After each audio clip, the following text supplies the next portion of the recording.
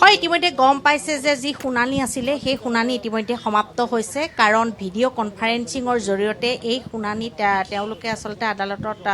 গোটেইখিনি তেওঁলোকে সুধিলে আৰু আমি এইখিনি মুহূৰ্তত যিহেতু যিগৰাকী পিপি আছে তেখেতৰ পৰা আমি জানিবলৈ যত্ন কৰিম পুনৰ গোটেই প্ৰক্ৰিয়াটো আৰু যিহেতু 22 ডিচেম্বৰত পৰৱৰ্তী যি আছে শুনানি তেওঁৰ তাত সুশৰীৰে এইসকল অভিযুক্ত আহি নিজে আদালতত হাজিৰ হ'ব লাগিব বুলি কৈছে আৰু আজিৰ দিনটো তেওঁলোকক পেন ড্ৰাইভ এটা যিহেতু যি চাৰ্জশ্বিট সেই চাৰ্জশ্বিট দিয়া হৈছে আৰু তেওঁলোকে গ্ৰহণ কৰিছে আৰু চামকানুকে ধৰি যি 7 অভিযুক্ত আছে 7 অভিযুক্তক পৰিয়ালবৰ্গকো ইতিমধ্যে দিয়া হৈছে আৰু সকলোখিনি 22 তাৰিখে যিহেতু পুনৰ শুনানি হ'ব আৰু আজিৰ দিনটোত পূৰ্বে যিখিনি কথা কৈ আছিলোঁ যে তেওঁলোকৰ কিবা সমস্যাৰ কাৰাগাৰত থাকোঁতে সন্মুখীন হৈছে নেকি সেই বিষয়সমূহো আচলতে আদালতৰ ফালৰ পৰা তেওঁলোকক সোধা পোছা কৰিছে আৰু পৰৱৰ্তী 22 তাৰিখে সময় দিছে আৰু সময়সীমা বান্ধি দিছে আমি তেখেতৰ পৰা পুনৰ জানিবলৈ যত্ন কৰিম তেখেতৰ পৰা সবিশেষ 22 ডিচেম্বৰত এপিয়াৰেঞ্চৰ কাৰণে appearance and commit to the session court একেদিনাই এপিয়াৰো হ'ব পাৰে কমিটিও হ'ব পাৰে 22 ডিচেম্বৰত তেওঁলোক একেদিনাই হ'ব একেদিনাখনে তেওঁলোকক কমিট কৰিব পৰা যায় আমি যিটো অলৰেডি কপি ছাৰ্ভ কৰিলোঁ কপি ছাৰ্ভ এটা কমিটৰ কথা আহিলে সেইদিনাখনে কমিট কৰিব পৰা যায় নিয়ম অনুসৰি তেওঁলোকে ইয়াতে এপিয়াৰ হ'ব লাগে নিয়ম হ'ব লাগে কিন্তু হয়তো যোৱাকালি যেনেকৈ তেওঁলোকে প্ৰেয়াৰ দিলে চিআই দিয়ে যদি কিবা প্ৰেয়াৰ দিয়ে তেতিয়া ক'ব নোৱাৰিম কি হ'ব পাৰে সেইটো সময়তে গম পাম তেওঁলোকৰ ফালৰ পৰা কিবা আবেদন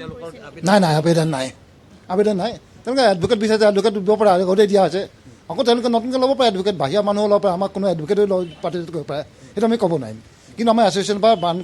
ৰিকুৱেষ্ট কৰিছোঁ সকলো এডভকেটৰ নট টু পাৰ্টিচিপেট বা not to appear before the court for the accused person কোনোবা এডভকেট যাব পাৰে সেইটো আমি এই মুহূৰ্তত ক'ব নোৱাৰিম কোনোবা জানি আমি ক'ব নোৱাৰিম যেহেতু প্ৰভিজনটো আছে তেওঁলোকে চিজিএমৰ ওচৰত আবেদনো জনাব পাৰে উল্লেখ কৰিছিল কি সেইবাবে সোধা হৈছে একিউজক চিজিএমে এপ্লিকেশ্যন দিলেও অনাৰেবল চিজিএমৰ অনাৰেবল কোৰ্টে LADCকে দায়িত্ব দিব LADC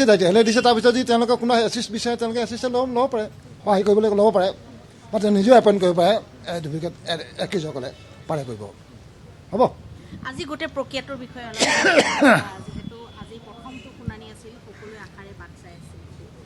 কৈছোঁৱে যে চাৰ্জশ্বিট দিয়াৰ পিছত একিউজক কপি দিব লাগে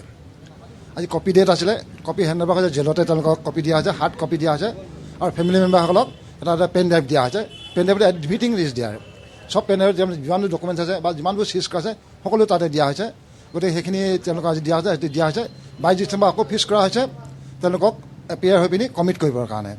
সেইদিনা যদি এপিয়াৰ হয় কমিট কৰি দিয়া হ'ব এপিয়াৰ নহ'লেও কোৰ্টে অনাৰেবল কোৰ্টে কমিট কৰি দিব ছেছন কোৰ্টতে আজি কোনখিনি বিষয় তেওঁলোকৰ সৈতে কথা আজি আচলতে তেওঁলোকক সুধিবলগীয়া তেনেকৈ একো নাই তেওঁলোকক হয়তো কপি পালে নাই সুধিছোঁ তেওঁলোকে পালোঁ বুলি ক'লে থ্ৰু জেল অথৰিটি CID গৈ জমা দিছেগৈ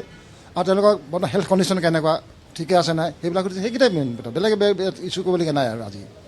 হেঙৰ কথা নাই আজিকালি LADC এপিয়াৰ হৈছে ধ্ৰুৱ দাস এপিয়াৰ হৈছে এপিয়াৰক তেওঁলোক জনাই দিয়া হৈছে অনাৰেবল কোৰ্টৰ ফালৰ পৰা যে তোমালোকে এপিয়াৰ হৈছে আৰু তোমালোকৰ কাৰণে কপি দিয়া হৈছে এতিয়া আপ টু ইউ কেনেকৈ কেছটো পৰিচালনা কৰা এইটো LADC কাম কৰিব আৰু পিছৰ পৰ্যায়ত তেওঁলোকে কিবা কৈছেনে আজি তেওঁলোকে একো কাৰণে ক'বলগীয়া একো নাই আচলতে কপি কাৰণে আছিলেতো কপি কাৰণে LADC বা বেলেগ ডিফেন্স কাউন্সিলৰ কোনো ৰুল নাথাকে তেওঁলোকে কপি আছে এতিয়া চাৰ্জৰ কাৰণে আহিব তেতিয়া কপি এতিয়া তেওঁলোকে পাব LADC এটা কপি পাইছে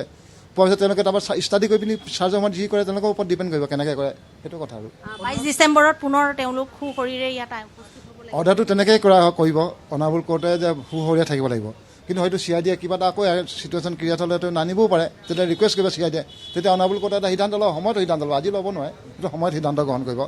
পাৰ্চনেল এপিয়েৰেঞ্চ হ'ব নে ভাৰ্চুৱেলি কৰিব সেইদিনা 22 তাৰিখৰ আগতে সিদ্ধান্ত গ্ৰহণ কৰিব অন্য এটা প্ৰসংগ সুধিছোঁ আপোনাক বিভিন্নজনে কৈছে চাৰ্জশ্বিট এতিয়ালৈকে নাই বা চবৰে ইচ্ছা আছে চাৰ্জশ্বিটত আছে কি চাবলৈ আবেদন জনাবলৈ চিজিএমৰ সেই প্ৰক্ৰিয়াটো কেনেকুৱা হ'ব XYZ যিয়ে পাৰিব এপ্লিকেশ্যন দিব লাগিব চাৰ্টিফাইড কৰিব বিচাৰিব কিন্তু এইটো ইমান সহজ কথা নহয় কাৰণ 12,270 পেজ এটা ফটো ষ্টেট কৰি দিয়াটো ইমান সহজ নহয় এখন কোৰ্টৰ কাৰণে কাৰণ কেলৈ এটা যদি কম্পিউটাৰ সেইটো জ্বলি যাবগৈ 12,270 পেজ এটা ফটো ষ্টেট কৰাটো হেৰি জ্বলি যাব তথাপি এপ্লাই কৰিব আমি হয়তো থুলমূলকৈ যিমানখিনি পাৰে কোৰ্টে হয়তো যিমানখিনি দিবলৈ পাৰে চেষ্টা কৰিব সেইটো কথা আজিৰে পৰা আৰম্ভ হৈ যাব পাৰে এতিয়াৰ পৰা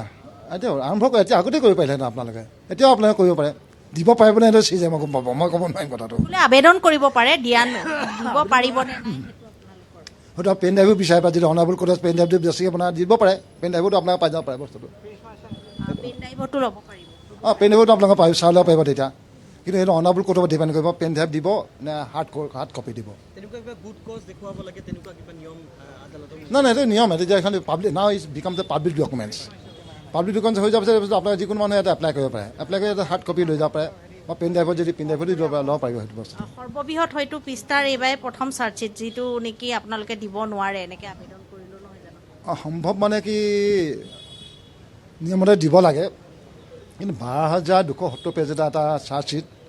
তন্নতকে এটা 11 নম্বৰ 11 নম্বৰ ভলিউম তাত দুটা volume only charge sheet others documents তাৰোপৰি এই ষ্টুডিঅ'ৰ পৰা কিছুমান বস্তু আনিছে কি গোস্বামী তাৰ শেখৰ গোস্বামী কিছু বহুতকেইটা বস্তু হেৰি কৰা হৈছে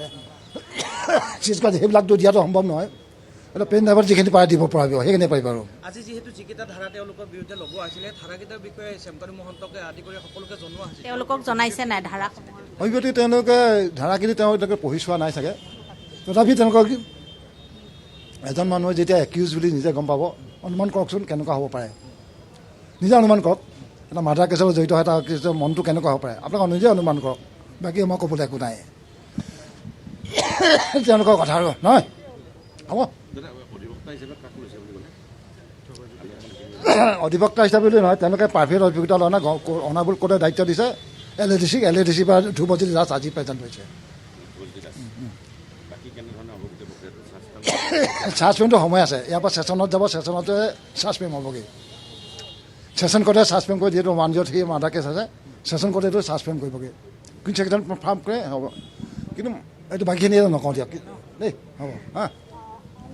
সকলোৱে গোটেই প্ৰক্ৰিয়াখিনি শুনিলে ইতিমধ্যে গম পাইছে যে আজি প্ৰথম যি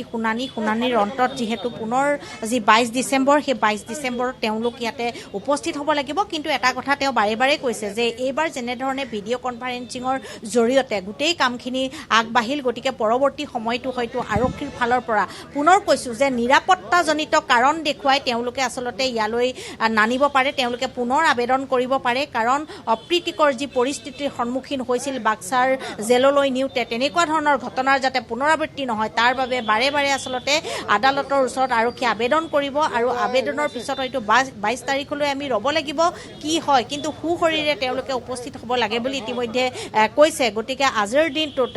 যিখিনি অধিক আগ্ৰহেৰে ৰৈ আছিল প্ৰত্যেকগৰাকী লোকে তেতিয়া সকলোৱে গম পালে যে তেওঁলোকে আজিৰ দিনটোত যিখিনি তেওঁলোকৰ পৰা নিশ্চয় মিতালী কোঁৱৰ এই মুহূৰ্তত আপোনাক ধন্যবাদ জনাইছোঁ